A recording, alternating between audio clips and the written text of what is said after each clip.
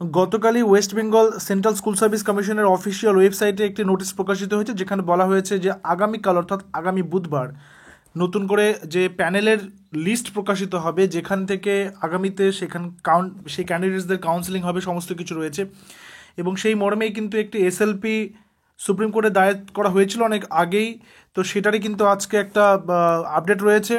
বলছে upper primary শিক্ষক নিয়োগ নিয়ে সুপ্রিম কোর্টে দায়ের করা এসএলপি খারিজ করে দিল দেশের সর্বোচ্চ আদালত। তারা কিন্তু পরিষ্কার জানিয়ে দিয়েছে যে সুপ্রিম কোর্ট আর এই বিষয়ে হস্তক্ষেপ করবে না। উচ্চ প্রাথমিক নিয়োগ বিষয়ে একাধিক অভিযোগ তুলে সুপ্রিম কোর্টে এসএলপি করা হয়েছিল।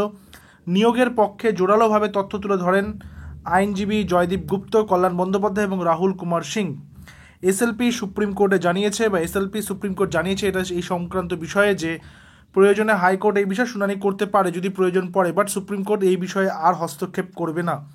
অর্থাৎ একটা বিষয় কিন্তু পরিষ্কার যে আপার প্রাইমারির যেই অনগোয়িং প্রসেসটা দীর্ঘকাল ধরে একটা জটিলতার মধ্যে দিয়ে রয়েছে, সেটা কিন্তু ফাইনালি একটা কিনারা একটা কুল কিন্তু খুঁজে পাচ্ছে। এবং আগামীকাল তোমরা প্রত্যেকে নজর রেখো ওয়েবসাইটে, এবং আমাদের চ্যানেলেও আমরা কিন্তু আগামীকাল আপডেট দিয়ে দেবো যে লিস্টে কী রয়েছে, কোন কোন ডিটেলস রয়েছে এবং কবে কবে কাউন্সেলিং হবে, সেটারও আপডেট কিন্তু তারা দিয়ে দেবে।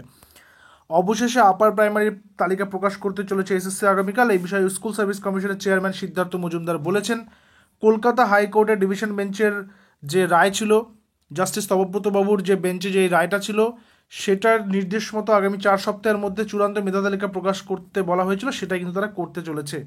আপডেট দিয়েছিলাম যে গত সপ্তাহে প্রকাশ হতে পারে, কিন্তু সেটা এই সপ্তাহে প্রকাশিত হচ্ছে।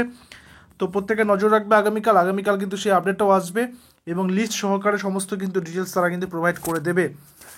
আর এই নিয়োগটা হয়ে গেলে, এই কাউন্সেলিংটা হয়ে গেলে নতুন করে আপার প্রাইমারির নিয়োগের কিন্তু বিজ্ঞপ্তি আসবেই, এটা ধরে রাখো। কারণ 2014 সালের পরে যত ভ্যাকেন্সি রয়েছে সেগুলো কিন্তু একটাও এই নিয়োগে অ্যাড হচ্ছে না। তো পুরো ভ্যাকেন্সি 10 বছরের পুরো ভ্যাকেন্সি কিন্তু রয়েছে।